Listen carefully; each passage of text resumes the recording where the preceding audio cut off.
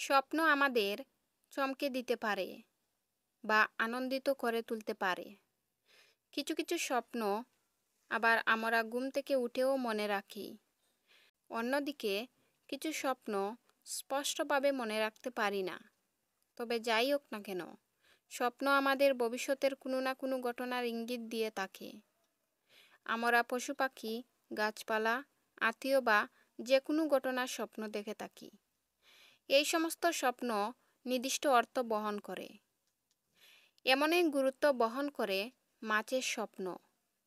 তবে এই মাছের স্বপ্ন দেখা শুভ নাকি অশুভ তা নির্ভর করে কোথায় কোন পরিস্থিতিতে মাছ দেখেছেন তার উপর। নমস্কার প্রিয় দর্শক বন্ধুরা, আশা করছি সবাই ভালো আছেন। সবাইকে আবারও নতুন একটি পর্বে স্বাগতম জানাই।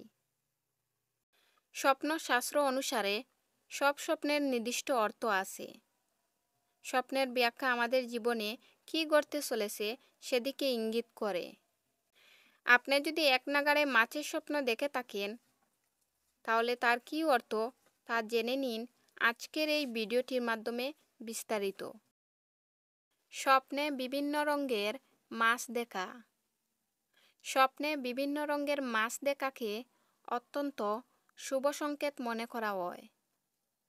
এমন স্বপ্ন জীবনে সম্পূর্ণতার দিকে ইঙ্গিত দেয়।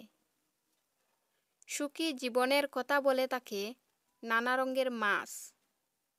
তাই এই স্বপ্ন দেখলে অত্যন্ত শুভ ফল পাওয়া যায়। বড় মাছের স্বপ্ন দেখা। বড় মাছের স্বপ্ন দেখলে কি হয়? বড় মাছের স্বপ্ন দেখা কি শুভ? এমন স্বপ্নকে অশুভ মনে করা হয় না। বড় মাছের স্বপ্ন ব্যক্তির নেতিবাচক চিন্তাভাবনার প্রতিফলন। তারপর স্বপ্নে ডলফিন দেখা। ডলফিনের স্বপ্নকে শুভ মনে করা হয়। বড় মাছ হওয়া সত্ত্বেও ডলফিন সকলের সঙ্গে বন্ধুত্বপূর্ণ ব্যবহার করে থাকে। ডলফিনের স্বপ্ন ব্যক্তিকে ধন ও স্বাস্থ্য লাভের দিকে ইশারা করে। তাই এই স্বপ্ন অত্যন্ত শুভ স্বপ্ন। স্বপ্নে মাছ দেখা ঈশ্বরের আশীর্বাদ লাভ ও মনস্কামনা পূরণের ইঙ্গিত দেয় মাছের স্বপ্ন।